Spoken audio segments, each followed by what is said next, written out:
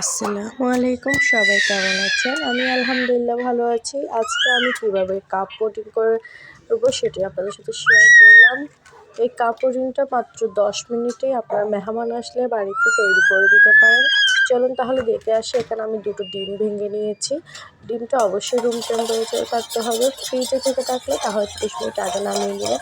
আমি দুটো ডিম ফেটিয়ে নিলাম ভালোভাবে। আমি হ্যান্ড উইক্সের সাহায্যে আমি ডিমগুলো ভালোভাবে ফেটিয়ে নিলাম।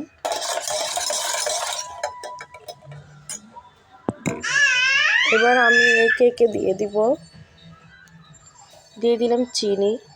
এখানে আমি 4 চামচে 2 চামচ চিনি দিয়েছি।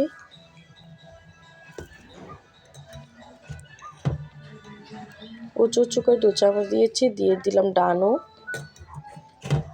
এখানে আমি হাফ চামচ করে দুবার ডানো দিয়েছি।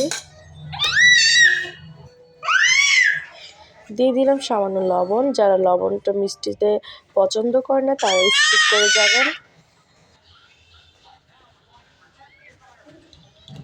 দিয়ে দিলাম কয়েক ফোঁটা ভ্যানিলা এসেন্স এবং আমি এটা হ্যান্ড উইক্সের সাহায্যে ভালোভাবে মিশিয়ে নেব।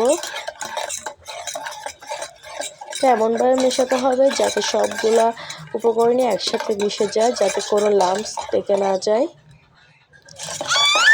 আমি ভালোভাবে ফেটিয়ে নিলাম এগুলো সবগুলো উপকরণ। দেখুন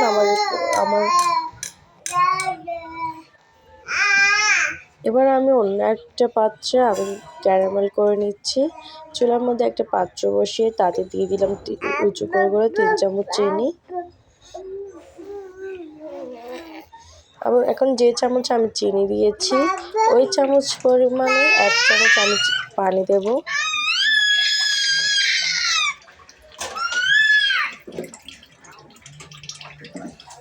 পানিটা দিয়ে চুলার আঁচটা একদমই কমিয়ে দিতে হবে, না হলে নিচ দিয়ে লেগে যাবে। এটা একবার লেগে গেলে কিন্তু এটা তেতো হয়ে যাবে, সেদিক দিয়ে লক্ষ্য রাখতে হবে। তা আমি এবার এটা হালকা হাতে নাড়ুটা দিয়ে ভালোভাবে নেড়ে দিচ্ছি।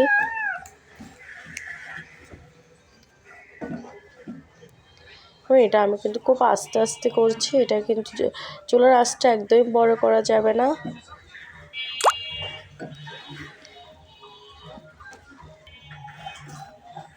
না হলে এটা পুড়ে যেতে পারে। আমি কিন্তু এটা স্কিপ করিনি। এটা আমি কিভাবে পুরোটা আস্তে আস্তে করেছি সেটাই আপনাদের সাথে শেয়ার করলাম, পুরো ভিডিওটা দিয়ে দিলাম। এটা আমার আস্তে আস্তে একেবারে কালার হয়ে এসেছে। যখন এরকম কালার হয়ে আসবে তখনই আমি নামিয়ে নিব, না হলে এটা পুড়ে যাবে। দেখুন আমার কালারটা মাশাআল্লাহ কি সুন্দর এসেছে। আমি 2টো কাপ নিয়েছি চায়ের এবং এটা আমি দুই কাপে ঢেলে নিলাম। এটা আমি একটু ঘুরিয়ে দিলাম। ঠান্ডা হয়ে এসেছে। দেখুন এটা আমার হাতের সাথে লেগে যাচ্ছে, কিন্তু এটা আমার হাতের সাথে উঠে আসছে না।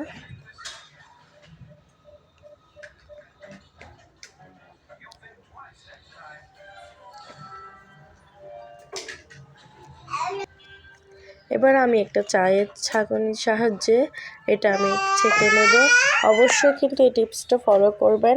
এটা অবশ্যই ছেঁকে নেবেন, না হলে কিছু লাম্পস বা কিছু আঠালো টাইপের ডিমের অংশ থাকলে সেটা কিন্তু পড়বে না ওখানে, এটা কিন্তু ছাঁকনিতেই থেকে যাবে। দেখুন এখানে আমাদের ছাঁকনির মধ্যে কতটা আঠালো পরিমাণে থেকে গিয়েছে। এইভাবে করে আমি 2টো কাপেই সমানভাবে নিয়ে নিলাম। এটা আমি কিন্তু উঁচু করে দিইনি, এটা আমি মাঝামাঝি বরাবর দিয়েছি কাপের মধ্যে। এবার চুলায় একটা পাত্র বসিয়ে তাতে অল্প পরিমাণে পানি দিয়ে এখানে একটা স্ট্যান্ড বসিয়ে দিলাম। এবার একে করে 2টা কাপই আমি এখানে বসিয়ে দিলাম।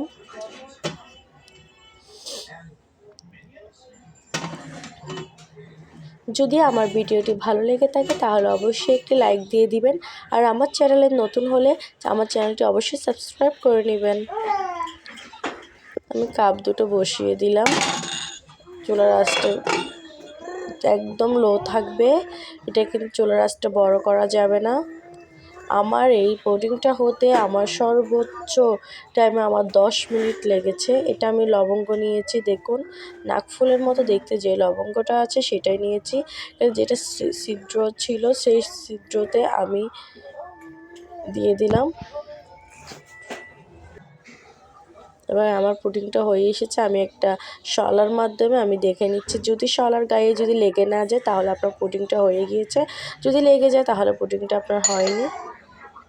এবার আমি এটা ঠান্ডা হয়ে আসলে এটা আমি উল্টিয়ে নেব।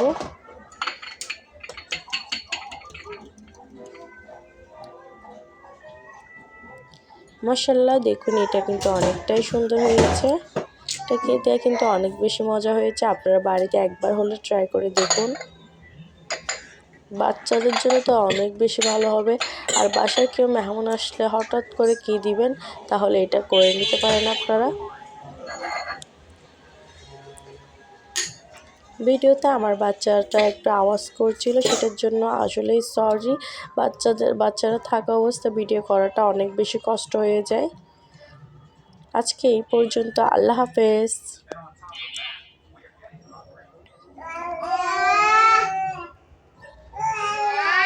আমি কেটে দেখাচ্ছি একটু।